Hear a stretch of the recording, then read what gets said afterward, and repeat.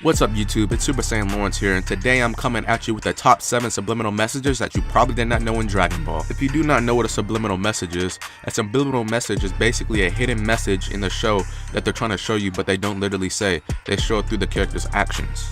So basically, in more simpler terms, it's a hidden message that you pick up on as you watch the show. Now, this order, there's no particular order in this, there's just 7, and yeah, there's no ranking or anything. So I will start off with number 1 as the number 7.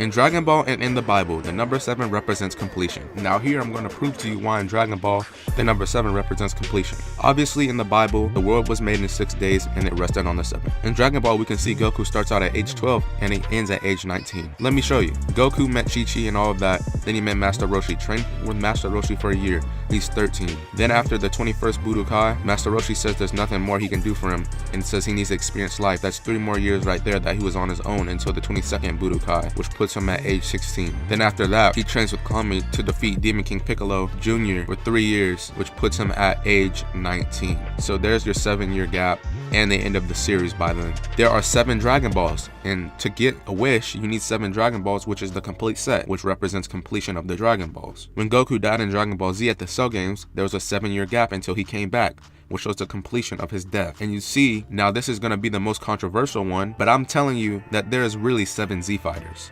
You have Goku, Vegeta, Piccolo, Tien Shinhan, Krillin, Yamcha, and Gohan. You could argue that Chaozu's on the list, but he really is not if you really think about it. After the Saiyan saga, he wasn't really relevant. And, you know, Yajirobe claims to be one, but is he really? Yeah, that's my argument right there. Also, as of right now, Goku has 7 transformations. Super Saiyan 1, Super Saiyan 2, Super Saiyan 3, Super Saiyan God, Super Saiyan Blue, Ultra Instinct, and Master Ultra Instinct.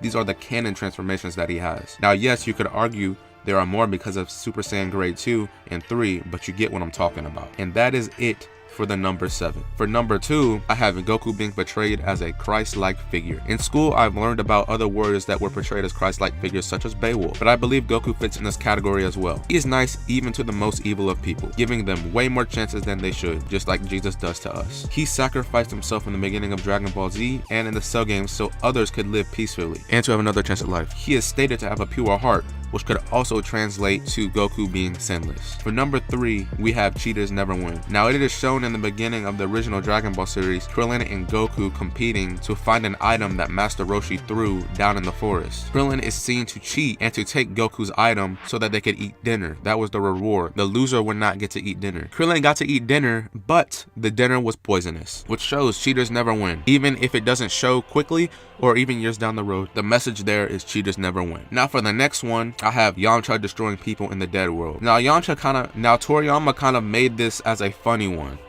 not really as a serious one. Toriyama is making fun of Yamcha's strength by showing him dominating people in the other world as a joke that he can only really take on dead fighters. That's how bad of a fighter he is, which I believe is the subliminal message and joke in that one. Now the next one I have is Zamasu and Goku Black. Now if you notice, when Goku first fought Zamasu, he fought him in Super Saiyan 2, and then when Trunks came back and Goku Black followed him, he also fought Goku Black in Super Saiyan 2 from the start. I believe this is a subliminal message right here to show that they were the same fighter, as Goku had to start off on the same level of strength as Zamasu, which kind of hinted that they were probably the same person. So that is what I took from that. The next one I have is Demon King Piccolo and his kids. As we know from the original series of Dragon Ball, Demon King Piccolo is the evil version of Kami. If you did not know, Kami can also translate to God/overseer, and obviously Demon King Piccolo was the opposite. In the Bible, we know Satan used to be an angel, and he was the angel of music. So in Dragon Ball, Demon King Piccolo's kids were named after instruments, which represents the comparison to the Bible, as he was obviously had Piccolo Jr. drum, tambourine, and piano, which are just a few of his children that we know. The next message that we have is Goku being champ at the 23rd World Martial Arts Tournament. Most people on Dragon Ball at tournaments cared about publicity and the fame and thought that it would bring them happiness like Mr. Satan. They did it for the money, the fame, and ego boost and more. Even Goku competed, but he actually did better and did it for himself as a martial artist and to compete against the best people in the world to learn to grow as a martial artist. purpose. He did it to become the best and for nothing else. When he beat Piccolo at the 20 World Martial Arts Tournament, he had no crowd to impress or anything, but he was extremely happy just because he was the champion. He didn't even care about the prize money,